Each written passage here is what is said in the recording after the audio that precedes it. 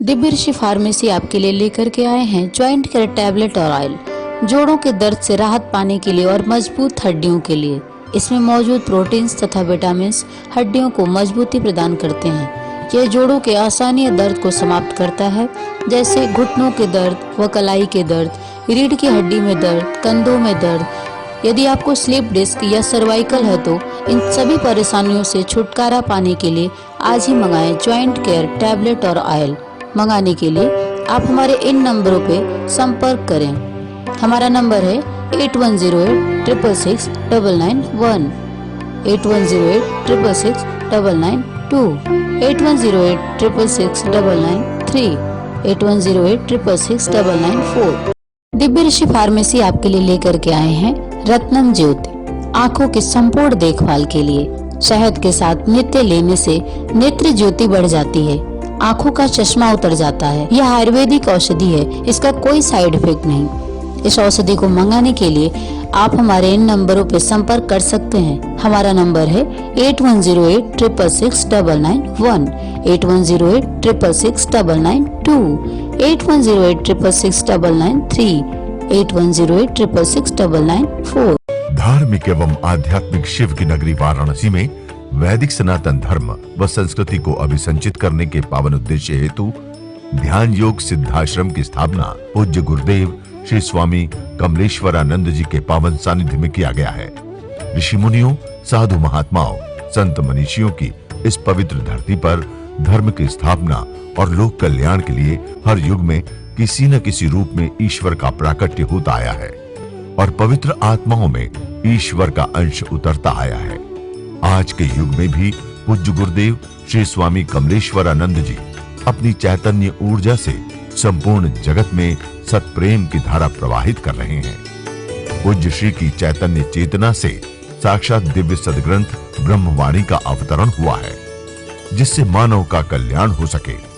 दीक्षा, साधना, ध्यान योग, सिद्धि प्रदाता एवं समस्त मूलभूत समस्याओं का निराकरण उपलब्ध कराने वाले पूज्य गुरुदेव श्री स्वामी कमलेश्वरानंद जी का लक्ष्य है पृथ्वी पर प्रेम की उपासना, आत्म जागरण और समस्त प्राणियों का आनंदमय जीवन। ऐसा जीवन जो शारीरिक, मानसिक, आर्थिक, पारिवारिक हर प्रकार के तनाव व दुखों से पूरी तरह मुक्त हो। इसके लिए पूज्य गुरुदेव श्री स्वामी कमलेश्वरानंद जी विभिन्न प्रकार की दीक्षाएं अनवरत प्रदान करते आ रहे हैं।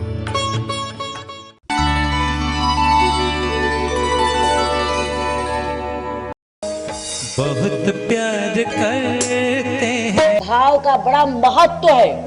आप पूजा करते हुए दिखिए कि दिन रात आप आरती उतार रहे हैं, दिन रात आप धर्म कार्यों में दिख रहे हैं, लेकिन मन के भाव अगर राक्षसी प्रवृत्ति के हों, अच्छे ना हो, तो परिणाम उस भाव का आएगा, आपके किए हुए कर्म का नहीं आएगा। इसलिए अच्छे कर्म करने की कोशिश और उसके पीछे दिव्य भाव, दिव्य विचार रखना। जब ऐसे दिव्य भाव विचार रखोगे तो निश्चित ही कृष्ण जैसे अर्जुन को अपना सखा बना करके और उन्हें संसार में प्रतिष्ठा दे गए माध्यम बना के, वैसे आपको भी सद्गुरु चुनेगा और आपको भी संसार सागर में प्रतिष्ठा मिलेगी।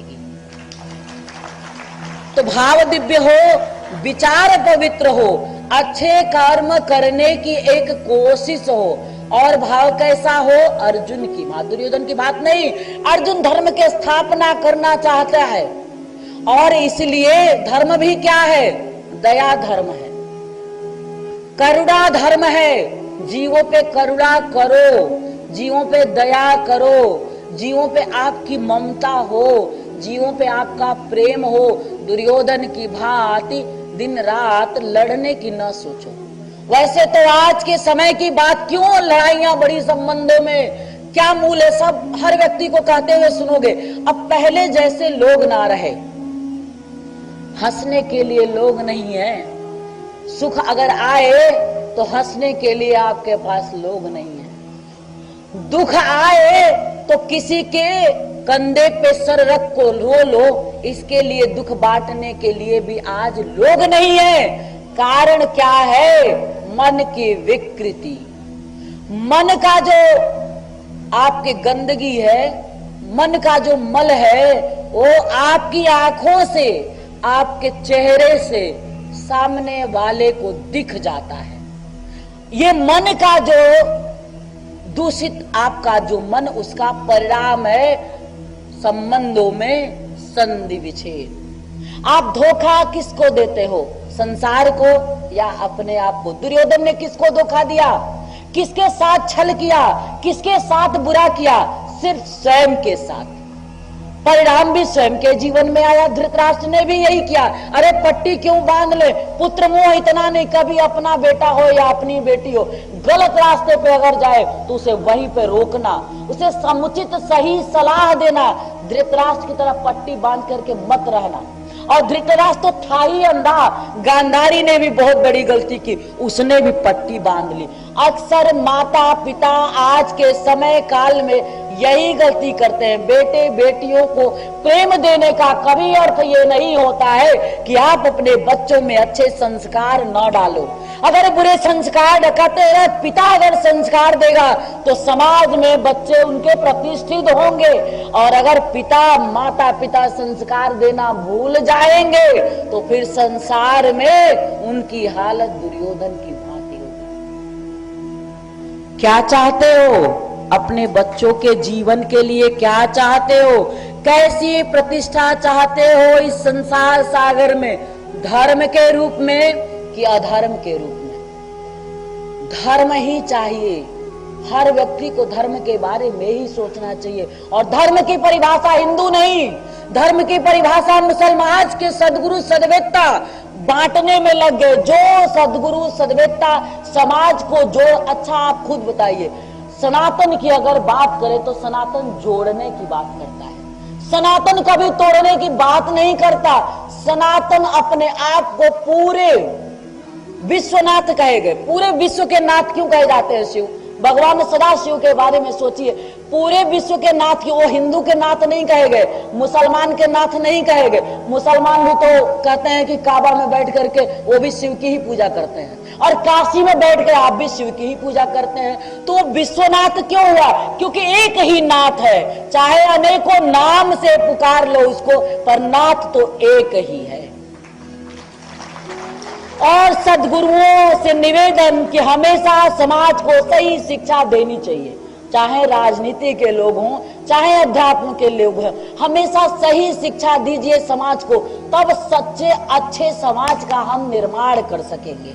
अगर सिर्फ अपना जीविकोपार्जन करने के लिए, समाज में अपनी स्थिति प्रतिष्ठा, अपनी प्रतिष्ठा बढ़ाने के लिए हिंदू हिंदू हिंदू हिंदू कह करके और तलवार चलवाना शुरू कर दें तो ये हिंदू नहीं है, और ना ही ये हिंदू की परिभाषा है। हिंदू दया, हिंदू करुणा, हिंदू ममता, हिंदू प्रेम, ब्रह्मवाणी हमारी यही कहती है। धर्म के नाम पे उस ब्रह्म ने क्या कहा है? धर्म के नाम पे मुझे मत बांटो। और जो लोग मुझे धर्म के नाम पे बांटते हैं, मैं उन्हें प्रताड़ित भी करता हूं। तो क्या करना है?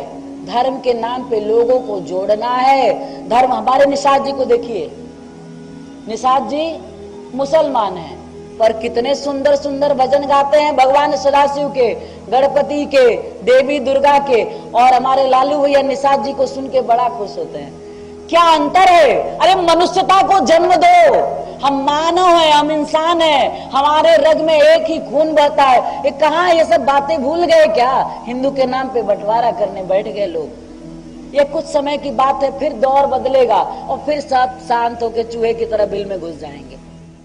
और आप एक विशेष प्रकार का तंत्र सीखिए गुरुदेव से।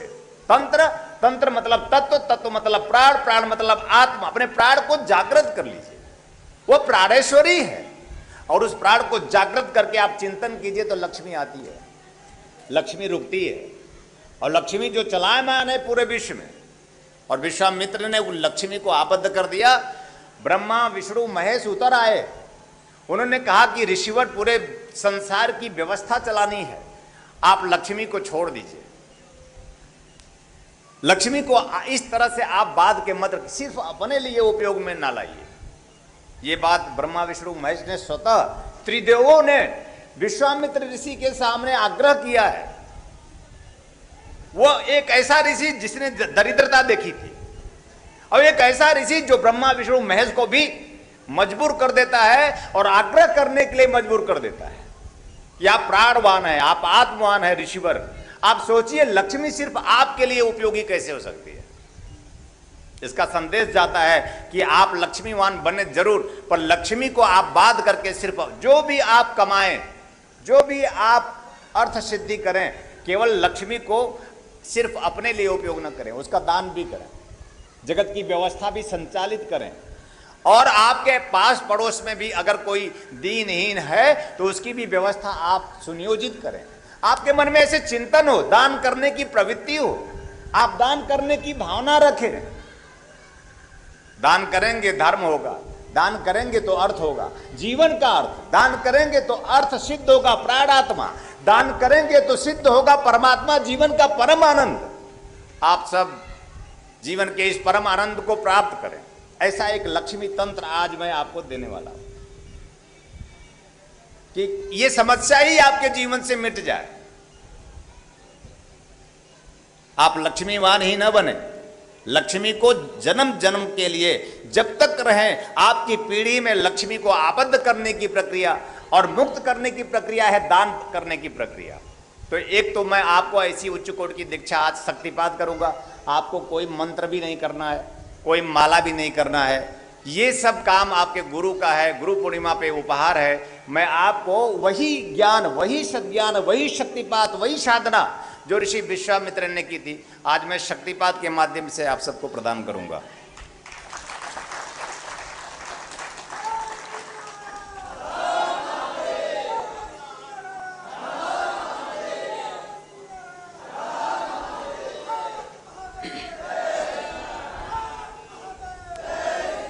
और कल मैंने कहा था कि किस ज्ञान के माध्यम से विश्वामित्र ऋषि ने अपने आप में अप्सरा को अपने वश में किया था। उन्होंने मेनका का आह्वान किया कि मेनका अप्सरा है, अद्वितीय सौंदर्यशाली है। मेनका का अर्थ होता है जो आपके सौंदर्य को दे। अप्सरा मतलब होता है जो जीवन के सौंदर्य को दे। हर एक व्यक्ति संसार सागर में सौंदर्यशाली होना चाहता है कि नहीं होना चाहता? कोई कुरूप होना चाहता है? हर एक व्यक्ति जीवन में सौंदर्यशाली होना चाहता है, जीवन के शारीरिक सौंदर्य और जीवन के मानसिक सौंदर्य भी। हम शरीर से सुंदर रहें, हमारे चेहरे पर एक आकर्षण हो,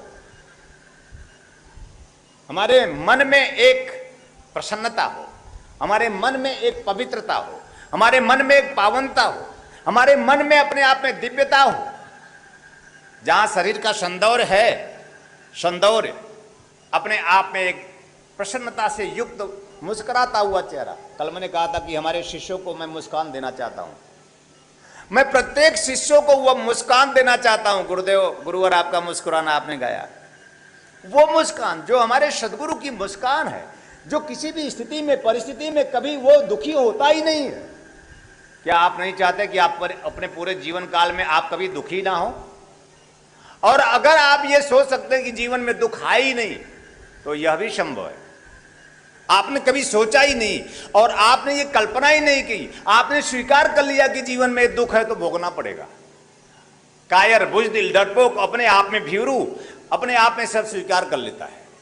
जो शक्तिवान है, जो क्षमतावान है, जो ताकतवान है, जो अपने आप में संपूर्णता प्राप्त कर लेने की शक्ति और क्षमता रखता है, जो अपने आप में वीर पुरुष है, जो शतशिष्य है, वो अपने आप में ललकार कर जीवन में वह सब कुछ प्राप्त करना चाहता है।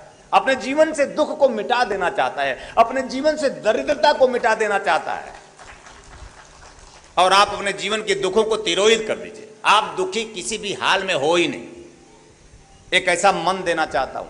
और आपके जीवन में सौंदर्य, वह आकर्षण आपको प्राप्त हो, आपके जीवन में सम्मोहन प्राप्त हो, आपके जीवन में धन, प्रचुरतम धन प्राप्त हो, आपके जीवन में जब जब जो जो जरूरी हो वो मेनका के माध्यम से आपको प्राप्त हो।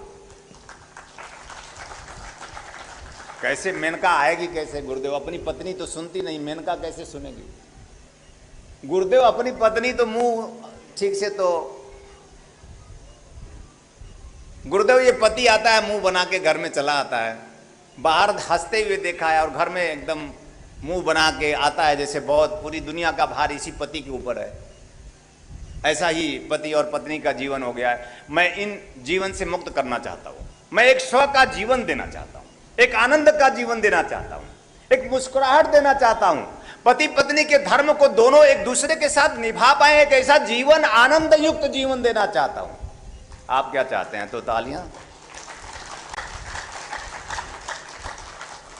अब ये दोनों दीक्षाएं एक साथ देने की बात है। ऋषि विश्वामित्र ने दोनों काम किया है। एक तो लक्ष्मी को आबद्ध किया, ऐसा तंत्र निर्माण किया, एक ऐसा तंत्र सीखा, ऐसा तंत्र बनाया कि लक्ष्मी आबद्ध हो गई। और दूसरा मेनका को कहा आओ, उसने कहा नहीं आएंगे। उसने कहा, विश्वामित्र ने कहा मैं तुम्हें बुला के ही रहूंगा, और तंत्र के माध्यम, मंत्र के माध्यम से तुम नहीं सुनोगी ना, तो मैं तंत्र के माध्यम से तुम्हें आबद्ध कर दूंगा। हो सकता है ओम नमः शिवाय करने से कुछ ना मिले, लेकिन तंत्रात्मक भगवान शिव की उपासना के माध्यम से भगवान शिव स्वयं साक्षात हो सकते हैं। भगवती जननी जगदम्बा का हम दर्शन कर सकते हैं। आप सोचते हैं ये मेरी चीज ही नहीं है। क्या पशु पक्षी कीट पतंगों ने दर्शन किया? मनुष्य दर्शन करता है, लेकिन आपके हृदय में ऐसा कोई गुरु मिला नहीं जो जगाए कि आप ईश्वर का दर्शन कर सकते हैं, आप देव दर्शन कर सकते हैं। मनुष्य जीवन आपने प्राप्त किया है, कहां सुख दुख और पाप पुण्य में अटक गए हैं। आइए, सदगुरु का आप नहीं चल सकते ना उस सत्य तक, उस शिव तक, उस आनंद तक आप नहीं जा सकते, तो क्या हुआ? अपने सदगुरु का हाथ पकड़ लीजिए, उसका हाथ, उसकी अंगुली पकड़कर उस सत्य शिव आनंद तक पहुंच जाइए। भाई निषाद जी। दुख संकट सारे दूर तुम्हारे कर देगी, दुख संकट सारे दूर तुम्हारे कर देगी। मैया भर देगी झोली भर देगी, मैया भर देगी झोली भर देगी। दुख संकट सारे दूर तुम्हारे कर देगी, दुख संकट सारे दूर तुम्हारे कर देगी। मैया भर देगी झोली भर देगी, मैया भर देगी झोली भर देगी।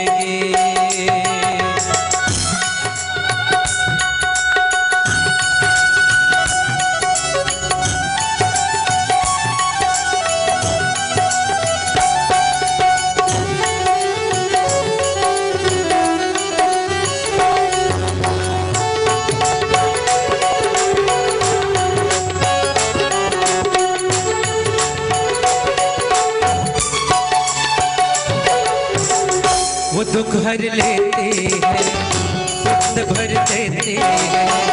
वो दुख हर लेती है, सुख भर देती है।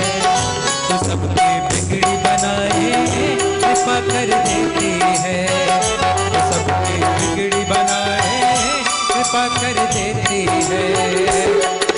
मंगल ही मंगल जीवन में कर देगी, कर देगी। मैया भर देगी झोली भर देगी, मैया भर देगी झोली भर देगी।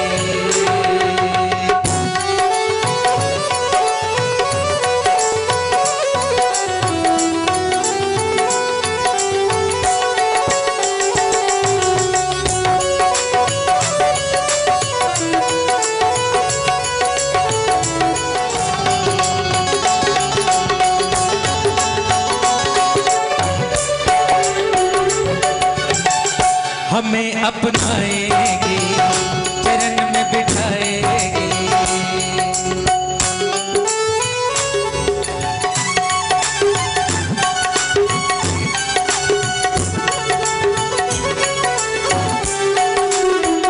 हमें अपनाएगी, चरण में बिठाएगी।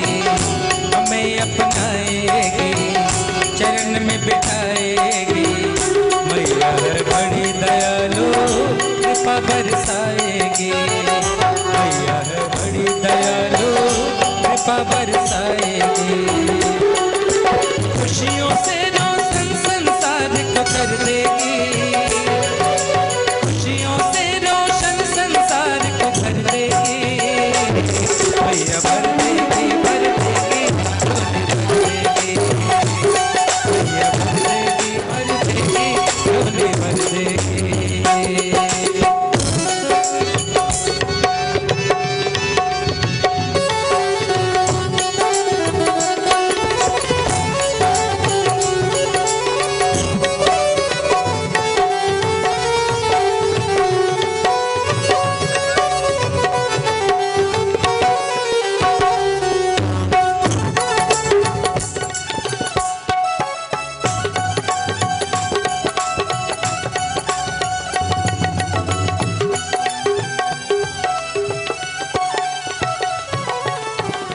हमें अपनाएगी, चरण में बिठाएगी, हमें अपनाएगी, चरण में बिठाएगी। मैया है बड़ी दयालु, कृपा बरसाएगी। मैया है बड़ी दयालु, कृपा बरसाएगी। खुशियों से रोशन संसार को कर देगी। खुशियों से रोशन संसार को कर देगी। मैया भर देगी, भर देगी, झोली भर देगी। मैया भर देगी, भर देगी, झोली भर देगी।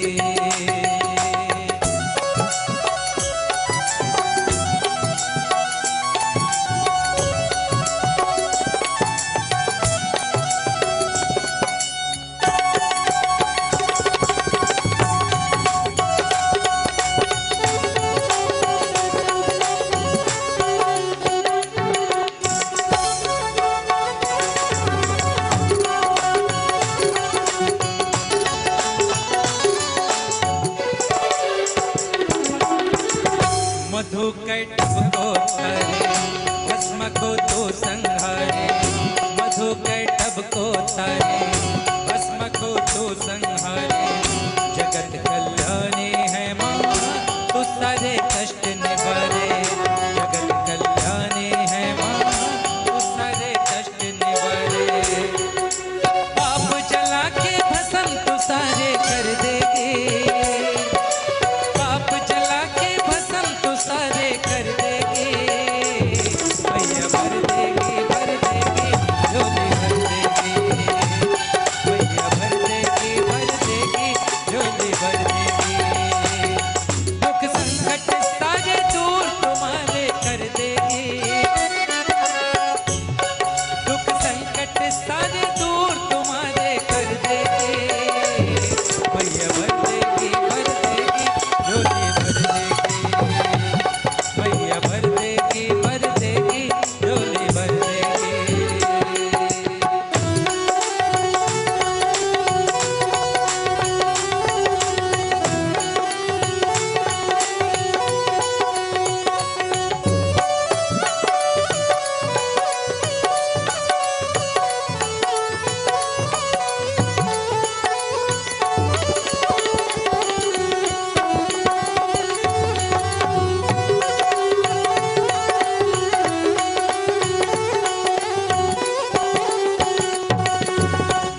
तो दुख हर लेते हैं, सुख से भर देते हैं। तो दुख हर लेते हैं, सुख से भर देते हैं।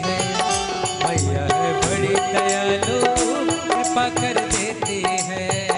मैया है बड़ी दयालु, कृपा कर देते हैं। मंगल ही मंगल जीवन में कर देगी। मंगल ही मंगल जीवन में कर देगी। मैया भर देगी, भर देगी, झोली भर देगी। मैया भर देगी, भर देगी, झोली भर देगी।